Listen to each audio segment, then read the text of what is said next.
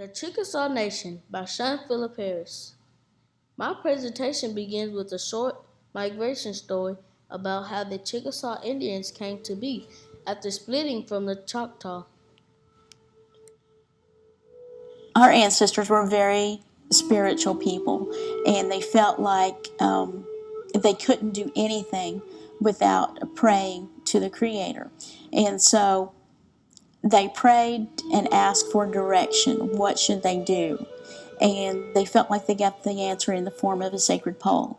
And this pole was the directions to use the pole was to put the pole in the ground each evening, and in the morning when they woke up to see whichever direction it was leaning in. And whichever direction it was leaning in, that would be the way that they would travel for the day. So they would put the pole in the ground that evening. The next morning that they woke up, it always seemed to be leaning toward the east. And so our ancestors followed this pole all the way until they came to this large body of flowing water. Today, we would know that water as the Mississippi River. Once they got there, they weren't sure what they should do, so once again, they put the pole in the ground that evening. The next morning they woke up, they felt like this pole was still leaning to the east. So they made rafts for everyone jumped on a raft, they floated across the river, and then once they got to the other side of the river, that's when major things began to happen. There was two brothers leading this large group of people. One brother's name was Chutta, the other brother's name was Chickasaw. When they put the pole in the ground that evening, the next morning they woke up, and there was a huge discussion. Chutta said the pole was standing straight up, that this was the new homeland. Chickasaw says this pole was still leaning to the east, and we will travel to the east until we find our true homeland. So they talked about it all throughout the day. Finally, at the end of the day, there was a huge argument. Chutta says, everyone that believes this pole is standing straight up will stay here, we'll call this our new homeland. Chickasaw says, everyone that believes this pole is still leaning to the east, we will travel to the east till we find our new homeland. And so Chickasaw and his group left. When Chickasaw and his group left, we can think of this as the beginning of Chickasaw history, culture, and language, because we believe that was the beginning of the Chickasaw people. As we traveled to the southeast, we finally found our true homelands.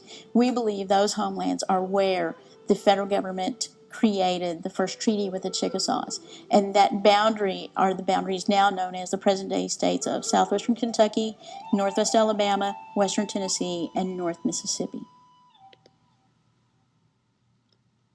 Did you know the Chickasaw lived in Mississippi, Alabama, Tennessee, Kentucky, and Missouri? What is even cooler is that they lived in Memphis too.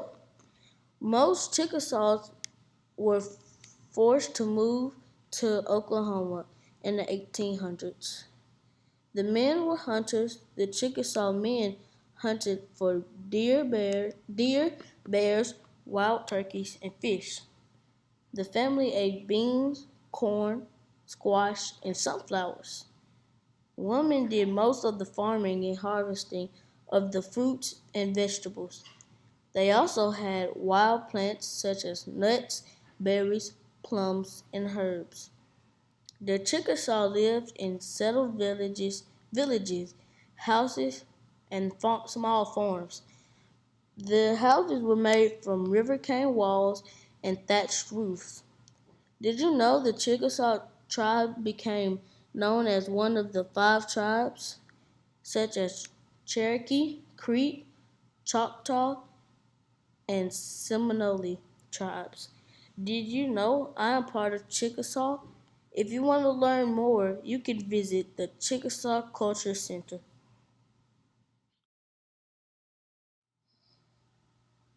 Traditional agnofile itana, pomi chunkas to momochi, yama chakasha alichi itemaglana, istian mo makapisa, zachi, ula apapisa, anopa nanole to loa muchahinsla, poemi nanokcha, zachi,